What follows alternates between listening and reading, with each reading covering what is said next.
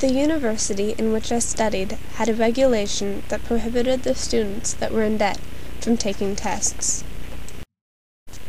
For this reason, when I received my salary, I would first separate the money for tithing and offerings, and the remainder was allotted for the payment of school and other expenses.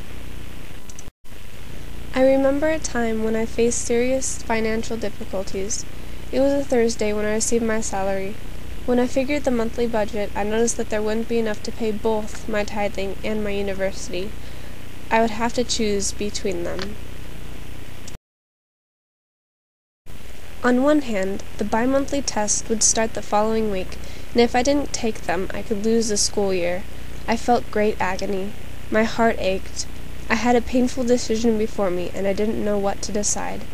I pondered between the two. To pay tithing, or to risk the possibility of not obtaining the necessary credits to be approved in school. This feeling consumed my soul and remained with me up to Saturday. It was then that I remembered that when I was baptized, I had agreed to live the law of tithing. I had taken upon myself an obligation, not with the missionaries, but with my Heavenly Father. At that moment, the anguish started to disappear, giving place to a pleasant sensation of tranquility and determination. That night when I prayed, I asked the Lord to forgive me for my indecision.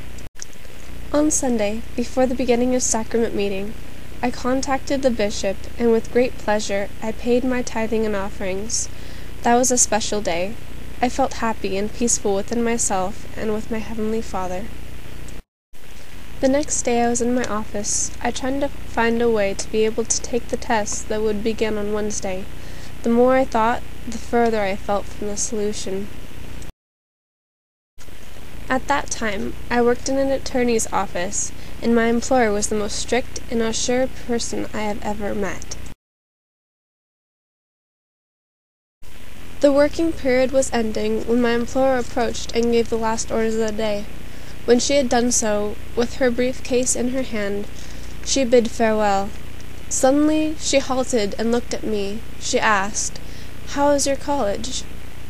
I was surprised, and I couldn't believe what I was hearing. The only thing that was on my mind was that test. The only thing I could answer with the trembling voices, "Everything's all right." He looked thoughtfully and bid farewell again.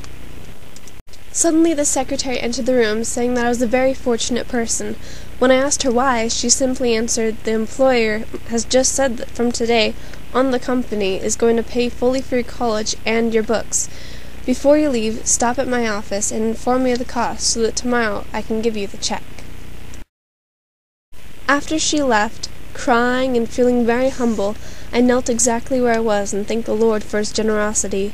I said to Heavenly Father that He didn't have to bless me so much. I only needed the cost of 1 month's installment, and the tithing I had paid on Sunday was very small compared to the amount I was receiving. Faith is the very fiber that gives strength to this work. Wherever this church is established across the broad world, it is evident. It is not limited to one country or one nation or one language or one people. It is found everywhere. We are a people of faith. We walk by faith. We move forward on an eternal journey, one step at a time.